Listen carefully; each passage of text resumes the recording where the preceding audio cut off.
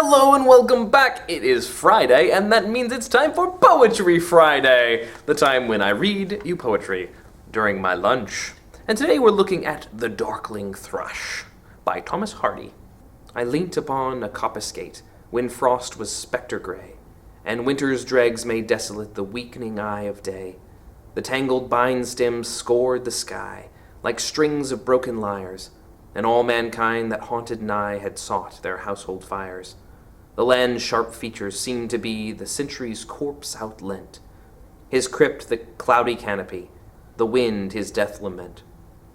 The ancient pulse of germ and birth was shrunken hard and dry, and every spirit upon earth seemed fervorless as I.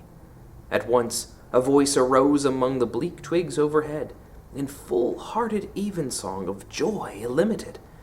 An aged thrush, frail, gaunt, and small, in blast-beruffled plume, had chosen thus to fling his soul upon the growing gloom.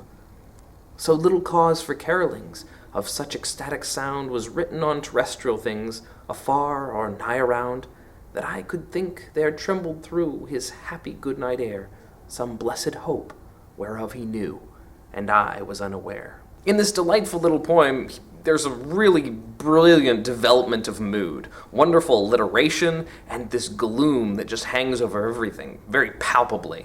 Everyone is so miserable, and in the midst of this misery, the speaker suddenly hears a song, and he looks up and he sees this rather pathetic-looking little thrush in the midst of the growing darkness, but the thrush is singing out this beautiful song.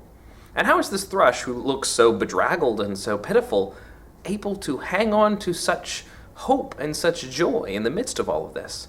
And the speaker doesn't know. He says that maybe this thrush knows something I don't. Maybe this thrush has some hope that I'm unaware of. There's a lot of power in this poem, power in the idea of a hope that's clung to in the midst of all of the sorrow and disease of the world. The world can be a kind of dark, depressing place sometimes.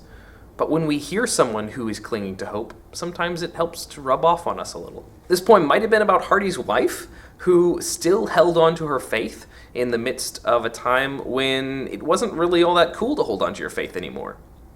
The Victorian era was marked with a big argument between those who had given up on their religious faith and who had given up on what they saw as hope for the future, and they didn't know where to turn to next. A lot of Hardy's writing is about that, as well as many other writers of his time period. But just because he's lost his own hope doesn't mean that he can't appreciate the sounds of hope that he hears in others. So until next time, hopefully you can listen for those little songs of hope in your everyday life. And I will see you next week on Friday for Poetry Friday. Until then, you can click up here to watch the previous video, or you can click here next week to watch the next video, or click down here on my bow tie to subscribe. Have a wonderful week, and I'll see you later. Pumpkin seeds!